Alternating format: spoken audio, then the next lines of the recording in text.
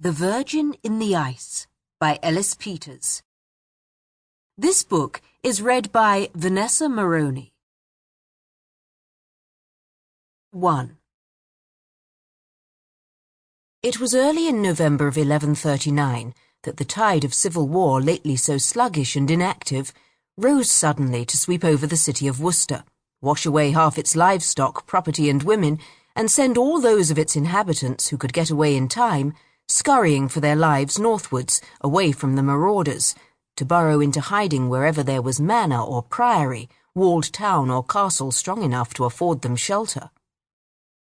By the middle of the month, a straggle of them had reached Shrewsbury and subsided thankfully into the hospitable embrace of monastery or town, to lick their wounds and pour out their grievances.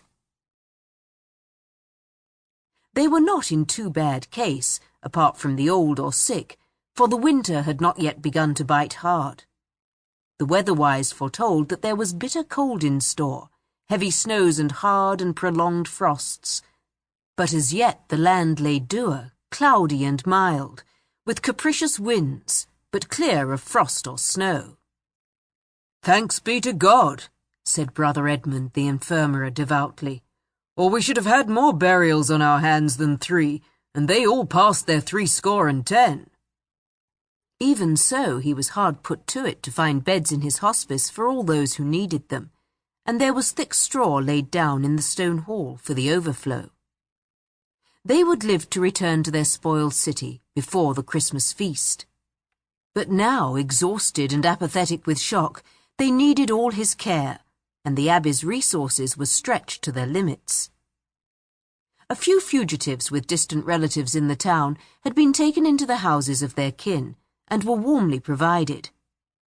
A pregnant woman near her time had been taken, husband and all, into the townhouse of Hugh Beringer, the deputy sheriff of the shire, at the insistence of his wife, whom he had brought here to the security of the town, complete with her women, midwife, physician and all, because she too looked forward to giving birth before the nativity, and had a welcome for any who came in the same expectation, and in any kind of need.